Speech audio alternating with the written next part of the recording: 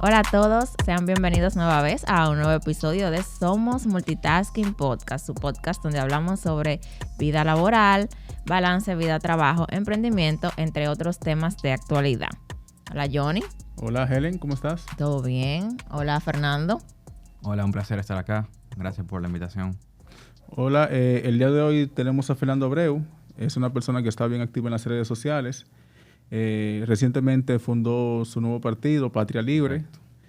También desde hace muchos años está presente en las redes con su cuenta de Única Vía RD. Correcto. Yo te sigo, Fernando, desde hace mucho. La primera vez que vi un post tuyo que me llamó la atención fue hablando un poco de algunos datos interesantes sobre el calentamiento global o sobre la teoría del calentamiento global. De eso hace ya como 2 años y pico. En ese momento vi la cuenta, vi que había cosas interesantes y la seguí. Luego de ahí vi otros posts que me identifico mucho, hablando sobre el tema de la igualdad de la mujer y en el sector privado, que la proporción con relación a los hombres en buenos puestos. Helen y yo tenemos mucho tema sobre eso. De hecho, yo de manera personal, desde hace muchos años he experimentado que la mayoría de mis jefas han sido mujeres. Y es así, la mayoría de las mujeres están en los puestos gerenciales. La mayoría de los puestos gerenciales son liderados por mujeres. Aquí en República Dominicana. En República Dominicana. Y mucho más en zona franca, que nosotros venimos de ahí. Pero la razón por la cual yo te contacté y realmente te agradezco de que yo simplemente te tiré y tú me dijiste, claro, Candela, vamos a dar. Y es bien sorprendente una gente que ya tiene un partido político, está bien activo en las redes, que tú le solicites algo y de una vez te diga que sí, que vamos a dar. Muchas gracias por eso. Va de acuerdo a nuestra filosofía de cero burocracia. Sí. Se necesita eficiencia en un proceso. Eso también incluye no solamente en el proceso de campaña, sino también en lo que sería el Estado cuando eventualmente lleguemos ahí. Sí. Eventualmente. Realmente lo valoro mucho y Tami, esta entrevista va a ser súper importante porque... Cuando eventualmente lleguemos ahí tenemos que tener una foto porque cuando él sea presidente... Exacto, eso iba a decir. Que estamos entrevistando a un futuro presidente.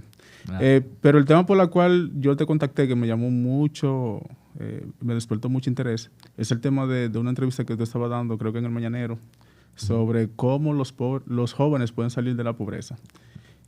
Quisiera que lo abordemos un poquito, porque vi esa entrevista y no lo abordaste como 100%. Claro. O sea, que es radio y la radio te limita mucho. Claro. Pero yo me identifiqué mucho porque yo vengo de un barrio,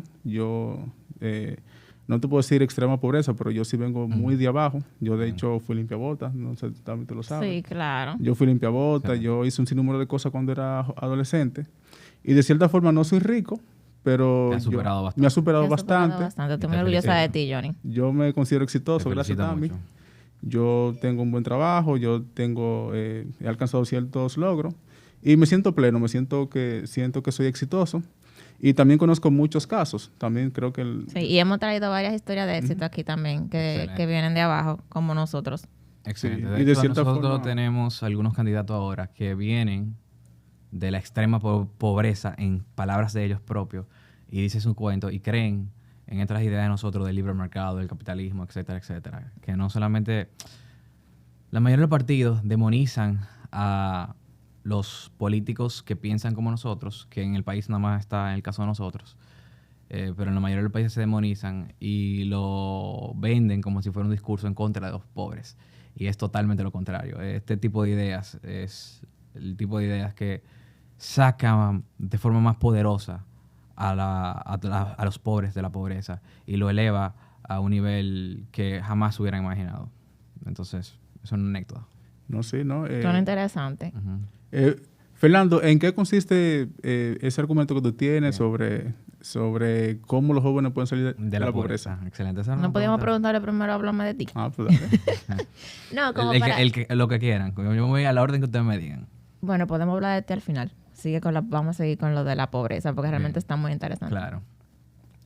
Mira, nuestra propuesta para sacar a la gente de la pobreza es literalmente una significativa, fuerte reducción de impuestos en todos los niveles y tipos de impuestos, de una forma muy estratégica, de una forma consecuencia, de una forma muy estudiada, que la propuesta está en nuestra página www.patrialibre.do y lo pueden analizar con mucho criterio, que literalmente causa una lluvia de inversión en todos los barrios de la República Dominicana y en toda la ciudad de la República Dominicana, como siempre sucede en todos los países que se hace. Y países que han tenido una pobreza más grande que la República Dominicana, en la cual la pobreza de esos países, como lo que era Hong Kong antes, como lo que era Singapur en los 90 y en los 80, como lo que era Irlanda, siendo el país más pobre de Europa en los 80, a hoy en día tener un nivel de desarrollo y un nivel de riqueza increíble, extraordinario, que eliminó a todos sus pobres. De hecho, muchos de estos países tienen pobreza estadísticamente cero,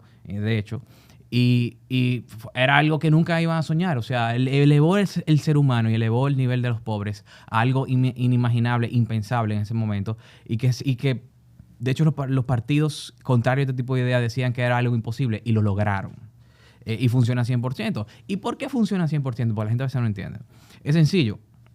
El dinero, el capital, independientemente que sea pobre, clase media o rico, todo el mundo quiere ganar más dinero. Todo el mundo quiere vivir mejor. Y para una persona, y ustedes que están en este mundo industrial, etcétera, me van a entender perfectamente. Y para el capital, o sea, para dinero, para una persona, multiplicar su dinero, ¿qué tiene que hacer? ¿Se multiplica solo? No. Tiene que invertirlo en un tipo de negocio. Inclusive un negocio que sea hasta financiero. O sea, no tiene que ser algo donde sea que esté ese dinero, es trabajar ese dinero. Y solamente invirtiendo en el negocio, él puede hacer más dinero con dinero. Y cuando tú inviertes en negocio, ¿qué pasa? Creas empleos. Y no solamente creas empleos directos, sino también empleos indirectos. Porque contratas alquiler, contratas una casa, contratas empleos, contratas suplidores y contratos de servicios, etcétera, etcétera. Y eso crea una prosperidad que se multiplica y se transita a través de todo el sistema, como si fuera un sistema, como el sistema de precios, como si fuera el sistema nervioso del cuerpo humano. Se dinamiza de una forma increíble.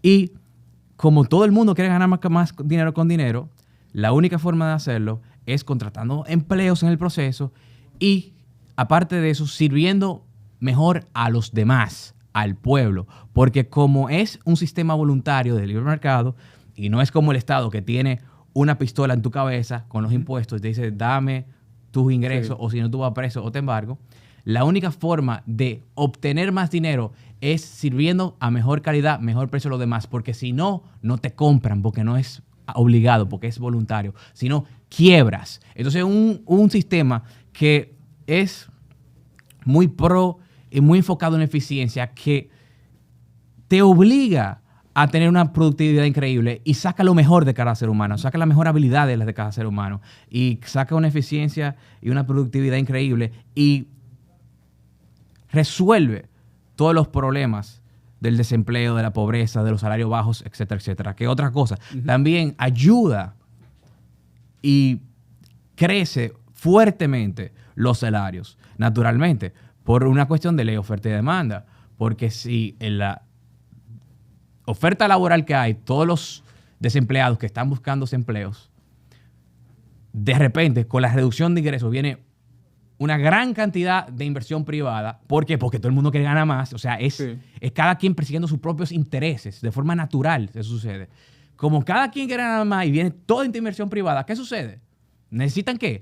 Más demanda laboral, necesitan más empleados. ¿Y qué pasa? La demanda laboral sube y como la demanda laboral sube, con la misma cantidad de empleados, con la misma cantidad de oferta laboral, ¿qué hace? Sube los salarios. Eso es lo que hace, porque a mayor demanda, mayor precios. O sea, sube los salarios y comienza una guerra, una competencia por esos empleados. Y esos empleados en el proceso se forman mejor para ganar más, etcétera, etcétera. Y suben naturalmente los salarios como pasa en todos los países que se hace. Tú sabes que eso que tú mencionas ahora de los impuestos, yo me identifico mucho. Helen también lo va a hacer.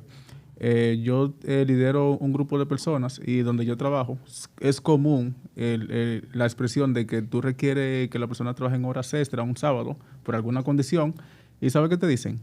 No, mira, yo no voy a venir a trabajar el sábado porque si yo trabajo el sábado, los impuestos me van a dar en la madre.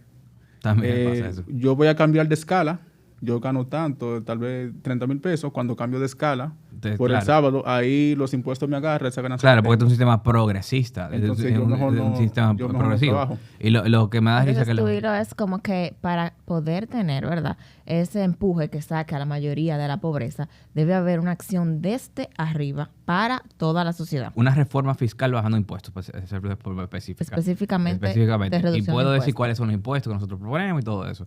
Por ejemplo, actualmente en la República Dominicana las personas físicas, ya que tú mencionaste el impuesto a las personas físicas ahora mismo, que fue tu ejemplo de los salarios, vas desde 0 si ganas menos de 33 mil pesos mensual, a 15 si ganas más de 33, a luego un poco más 20, un poco más 25, y con las contribuciones obligatorias, que también te quita el Estado, supera el 31% para la clase media. Pero si tú quieres aún ganar más y convertirte en empresario, y por el impuesto de las empresas, que aquí se llama impuesto sobre la renta a personas jurídicas, esas son las empresas, eso sucede que brinca aún más a un 49% de que se llama impuestos y contribuciones en total. O sea, ese impuesto de la renta sube de más de 30 y pico a un 49%. Es decir, que el Estado te quita la mitad. ¿En qué se basa ese 49%? En el 27% de impuestos sobre la renta de personas jurídicas, que es la que legalmente ponen. Luego, después de ahí está el impuesto a los dividendos, que te quita el Estado un 10% más después que te quita ese 27% a las empresas, a cualquier negocio, no importa si sea chiquito, grande, lo que el tamaño sea. El tamaño lo vivimos sea. Eso, gracias. Y después de eso están las contribuciones obligatorias, con el cual el total de impuestos y contribuciones en la República Dominicana es un 49% sobre todas las ganancias. Es decir, el Estado te quita la mitad. Y luego con todo eso tú te das la vuelta para poder consumir todo el esfuerzo y todo el trabajo que tú hiciste y toda la productividad que tú tuviste y todo eso. Y el Estado te toca enfrente para usar tu propio dinero y el Estado te impone otro impuesto más que es el ITEVIS. Te toca enfrente con el ITEVIS cuando lo consumes. Y después te toca enfrente con otro impuesto más que se llama impuesto selectivo al consumo. Y después te toca enfrente con impuesto de transferencia bancaria, de cheque, de IPI todos los años, si tienes una propiedad o si subiste y tú pudiste comprar una propiedad pequeña, etcétera, etcétera. Y 1,000 impuestos más. Y en República Dominicana en total hay más de 2,500 tributos. Y eso tú mencionas, es una locura. A la persona física, pero a los pequeños emprendedores. Sí. Que es lo que estaba mencionando al final, que las empresas, porque el emprendedor necesita una empresa para poder hacerlo. Te quita la mitad, es un robo. Y más la mitad, y deprime después con todo el demás impuestos que ya te dije. Y una pregunta, Fernando, ya que tú sostienes de que la reducción de impuestos es clave para el desarrollo de... Antes que nada, escúchame, se me olvidó de algo. Yo simplemente mencioné el estado actual, yo no mencioné a cuándo lo iba a reducir. Entonces, ahora que ya más o menos expliqué, nosotros vamos a reducir ese impuesto a la persona física, todos los niveles a 15% flat tax, solamente dejamos exento a los que ganan menos del 33 mil pesos actualmente, o sea, se quedan igual sin pagar. A partir de ahí todos pagan 15% flat tax, o sea, 15% para todos, no importa qué tanto tú ganes. Después de ahí, para las empresas, nosotros reducimos el impuesto sobre la renta de empresas a 15% también, o sea, a todos los emprendedores, a todas las empresas pequeñas, medianas y grandes, 15% para todo el mundo. Igualmente, en el caso del ITEVIS, nosotros lo reducimos el ITEVIS de 18% a un 12%. Quisiéramos más, pero no nos dan los números para poder hacerlo más en los primeros 4 años por un tema de que hay un gasto público, ¿verdad? Que no exacto, todo eso te iba a preguntar, todo eso analizando el gasto público. Todo eso es considerando todo eso. Es una área de expertise, pero verdad, los pobres mortales aquí abajo, que no tenemos toda esa información y tal vez ni siquiera le prestamos tanta atención, creemos es que todos esos impuestos se supone que van al gasto público y que son necesarios para que sobrevivamos. Entonces, con esa reducción que tú planteas, o sea, ¿cómo tú no afectarías nada de eso? Bien, esa es una excelente pregunta que me encanta responder. Varias cosas. Nosotros, por un lado, eliminamos una parte del gasto público innecesario, duplicado, como hay más de 57 instituciones duplicadas y ministerios que no sirven absolutamente para nada, como el Ministerio de la Juventud y el Ministerio de la Mujer, que para mí denigra a la mujer en vez de ser algo prioritario para la mujer. Denigra a la mujer, insulta a la mujer porque le dice a la mujer que sin el ayuda del Estado ya no pueden conseguirlo, cuando ya las mujeres lo han conseguido más que los hombres en salarios, en direcciones de puestos ejecutivos, en matrículas y graduaciones de la universidad, en todo. Las mujeres han accedido y ellos te insultan con un Ministerio de la Mujer y te dicen que ustedes necesitan cuotas del Ministerio de la Mujer para poder lograrlo, cuando las mujeres ya lo han logrado sin eso. Es un insulto a la mujer, es totalmente innecesario para la mujer. Aparte que una desigualdad ante la ley, o sea, hay más demasiada inmoralidad en la existencia de un Ministerio de la Mujer. Entonces también eliminamos ese gasto, que es un gasto ideológico en nuestra opinión, y eliminamos todos los gastos innecesarios. Para más profundidad pueden ir a www.patrialibre.do/ideario, que lo pueden ver al más detalle, y nosotros funcionamos algunos ministerios. Ese del lado de la reducción, que no es una reducción tan fuerte, pero es una reducción razonable del gasto público. Eso en cuanto a la reducción razonable del gasto público, que es fusiones de ministerios y eliminaciones de instituciones y ministerios totalmente innecesarios e ilógicas y que no deben existir. Y por el lado de los impuestos sucede que cuando se bajan los impuestos, en todo caso, en toda reforma fiscal del mundo, suben las recaudaciones. Aunque parezca contradictorio, voy a explicar por qué suben las recaudaciones ahora. Pero aparte de que ha sucedido en todas las reformas fiscales de todos los países del mundo completo, y nosotros desde mi institución Única Vía sacamos este estudio, estudiamos reforma fiscal, país por país, año por año, todas, la del mundo completo, desde la década del 50 hasta la actualidad. Y desde la década del 50 hasta la actualidad, en todos los países del mundo, todas las reformas fiscales que se han hecho, bajando impuestos, que no son tantas, porque la mayoría son subiendo impuestos, pero todas las que han sido bajando impuestos, que son unas 30, 40 y pico en el mundo, todas subieron las recaudaciones. Y aparte de eso, también está la estadística mundial que te dice que a menor tasas impositivas, mayor recaudación per cápita. ¿Se entendió? A menor tasas impositivas, por ejemplo, en el impuesto de corporativo de empresas, a menor tasas impositivas en esos impuestos, y yo he subido la evidencia y esta estadística, mayor recaudación per cápita por persona, por población, ¿verdad? Y eso se ha visto esa relación fuerte en todos los países. O sea que es algo que es totalmente real. ¿Y por qué sucede esto? Sencillo. Porque inyecta más inversión privada, porque la cantidad de unidades productivas, la cantidad de empresas que hay, en vez de 10, se duplica, se triplican, son mucho más. Están pagando una menor tasa, pero hay mucha más porque ya hay incentivo. Ya la gente, el Estado no le está quitando todo, aquí le quitan la mitad. Entonces, ¿quién quiere invertir cuando el Estado te quita la mitad y después tenemos un código laboral comunista que te atraca más encima después de eso? Es una locura. Entonces, en ese sistema te permite el Estado tú quedarte con tu propio dinero, que es tuyo y que tú te lo mereces porque fue con el sudor de tu frente. Sí. Y no te atraca tampoco con lo laboral en esos países y te permite desarrollarte, y por eso la gente invierte y viene más inversión privada, tanto nacional como de fuera. Entonces te aumenta la inversión privada muchísimo y eso aumenta las recaudaciones porque en vez de tener las 2 o 3 empresitas que hay aquí, vienen muchas empresas y hay muchas empresas pagando esa tasa más baja, pero son muchas más en cantidad. Aparte de eso hay otro tema, la gran informalidad en la República Dominicana y en todos esos países que tienen impuestos altos.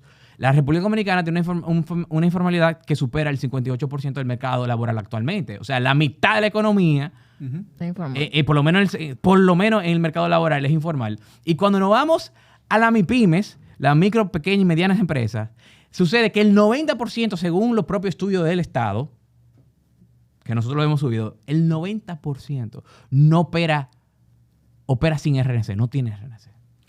O sea, ya tú que ves la gran información. ¿Y por qué sucede? Porque te quitan la mitad, después que te quitan la mitad, claro, te meten en este código laboral comunitario, te dan la madre, no te permite desarrollarte, el Estado te ahoga, te asfixia, te exprime. Y después que te quitan la mitad, no solamente lo laboral, sino también tienes impuestos sobre la renta, ITEVIS, impuestos selectivos del consumo, IPI, impuestos de transferencia de propiedad, impuestos de cheque, etc. O sea, es la de no terminar. Después son 2.400 tributos. Entonces, obviamente, la gente va a estar en la informalidad porque no tiene de otra. Porque el Estado lo está quebrando, lo está asfixiando, lo está encarcelando. O sea, es una locura. Y sucede que cuando eso se baja, no solamente entra más inversión privada, sino que los informales se formalizan. Sí. Porque para ellos es un gran riesgo estar en la informalidad.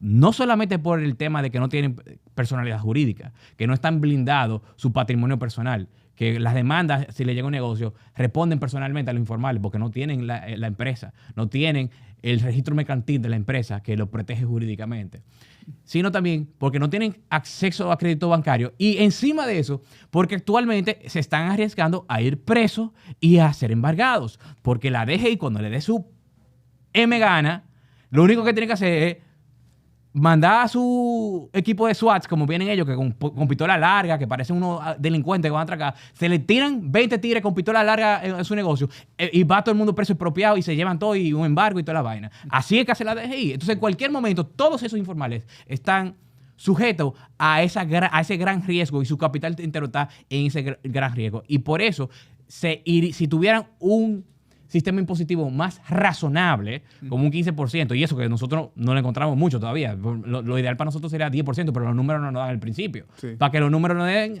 tiene que durar más años, tiene que ser más capitalista. Después podemos llevarlo un 10 o menos ahí a futuro, si Dios quiera. Mientras menos, mejor. Así es que funciona. Mientras menos, mejor. Mientras más capitalismo, mejor.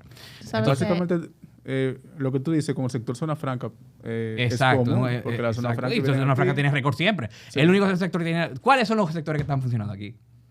Turismo, zona franca, todo lo que tiene excepciones. Claro. Todo lo que tiene excepciones. Sí. Con Fotur, también las excepciones que tienen en construcción. O sea... No, hay excepciones de emprendimientos que realmente han sido exitosos. Helen y yo tenemos pendiente un podcast, hablar sobre zona franca. Tú no te imaginas, Fernando, la cantidad de profesionales capacitados que hay en zona franca, desde VP, directores, hasta ingenieros. Todos los ingenieros de Intec industriales están en zona franca. Claro. Todos los ingenieros industriales de electromecánica, no están prendiendo la luz. Claro, zona franca. Y de hecho hay una encuesta que va a salir sobre capital humano en la cual se va a anotar, porque todavía no se ha publicado, pero yo tengo mucha información, pero se va a anotar el gran desarrollo de capital humano que hay específicamente en el sector de zona franca, en el país, que se hizo esa encuesta en el país. Pero sí es muy interesante y obviamente es así y eso sucede.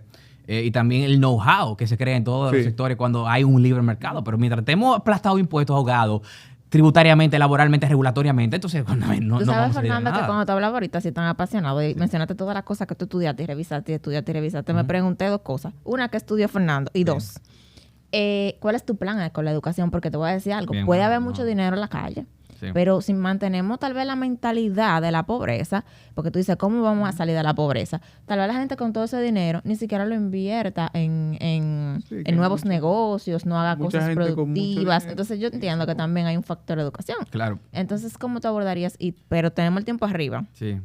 Voy primero por la última pregunta. Por la última, ok. Sí, porque tú estás muy fresca. Entonces, mira, la educación es súper importante, pero lo que más motiva la educación, per se, es este tipo de sistema, porque la gente tiene una motivación cuando hay oportunidades. Cuando no hay oportunidades y la gente va a decir, ¿para qué yo quiero un título si después no encuentro trabajo o me van a pagar miseria? No se motiva igual, no es lo mismo. Entonces, la educación es muy importante, pero... Y ahora vamos con la propuesta de educación, que también tenemos una excelente propuesta de educación. Pero te lo digo desde ahora, que influye muchísimo las oportunidades y el capitalismo y el libre mercado que hay alrededor de ese sistema educativo. Si tenemos un sistema educativo, no vale para nada, te lo voy a decir así, no vale de nada tener el mejor sistema educativo si no tenemos un mercado vibrante, si no tenemos un libre mercado poderoso. De nada no vale. Porque bueno, ¿sabes lo que sucede? Como en Cuba, que lo que tienen son doctoras y doctores prostituyéndose en la calle porque no le da para la comida. Eso es lo que están haciendo.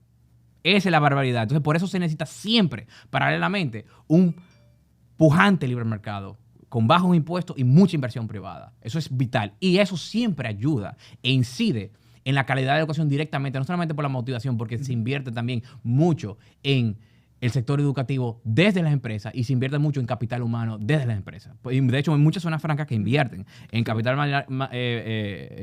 humano, I+D, etcétera, etcétera.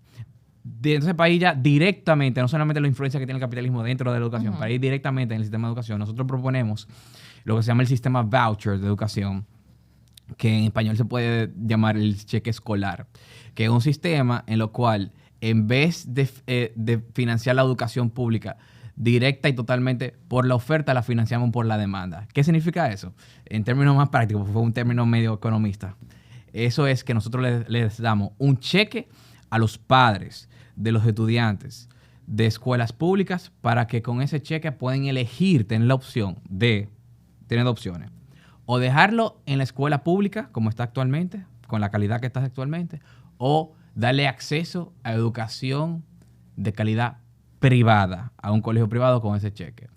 Y lo que se hace en términos prácticos, ya para ir un poquito más el tema presupuestario y todo eso, se toma el presupuesto de educación, se divide por estudiante. En base a eso, con un año de antelación, se anuncia el enrolamiento en el proceso para que los padres elijan durante ese año si van a usar los cheques para acceso a educación privada o si lo van a dejar en su escuela pública. Normalmente la mayoría eligen los cheques, pero hay algunos que por razones o ideológicas, porque hay papás que son comunistas, que le encanta el Estado y quieren dejar su estudiante en un colegio público simplemente porque es público, hay gente así. o porque está en un lugar que todos los colegios privados le quedan muy lejos, etcétera, etcétera. Puede haber diferentes razones.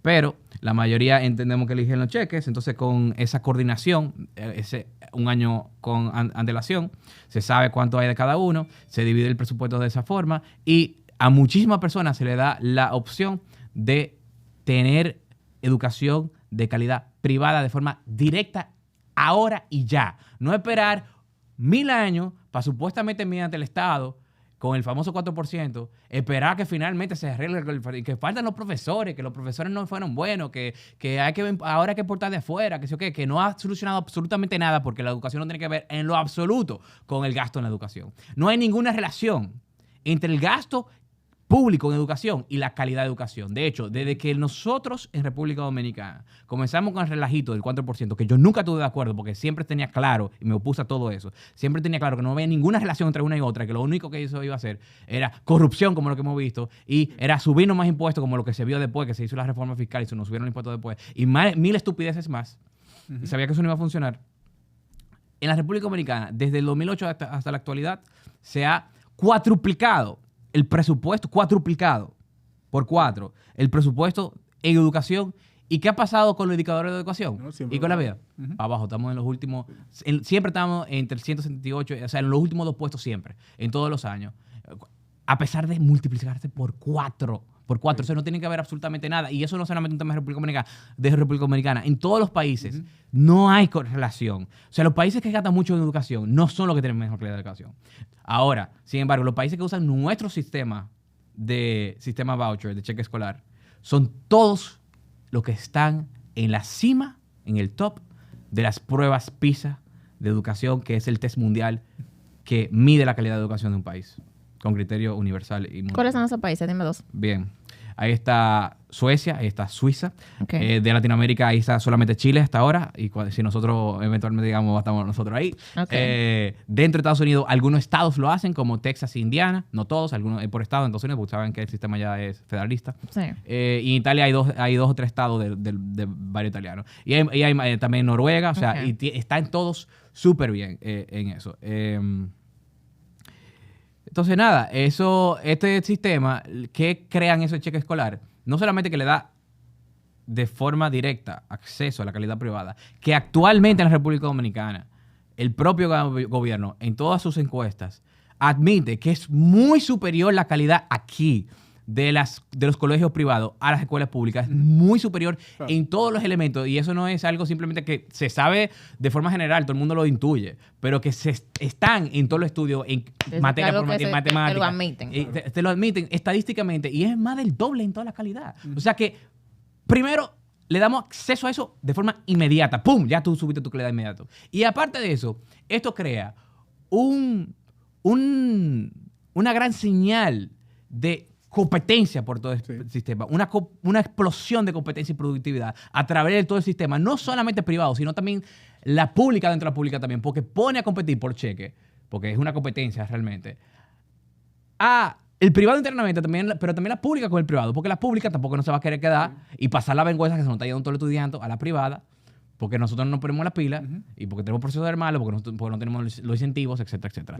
Pero, entonces... Se supone que se tiene la estrategia, ¿verdad? Y el cambio en educación debe incluir también al entrenamiento de los profesores, la calidad del servicio. Le voy a explicar por qué. Por más que se luche por una buena educación dentro del sector público, está destinado al fracaso siempre. No importa los planes que tú hagas ahí.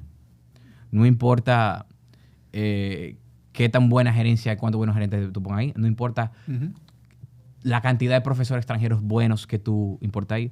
Nunca va a funcionar. ¿Por qué nunca va a funcionar? Porque el Estado no funciona en nada. ¿Y por qué el Estado no funciona en nada? Porque ustedes creen que no funciona ni la salud pública, ni la educación pública, ni la justicia, que es súper lenta y corrupta también.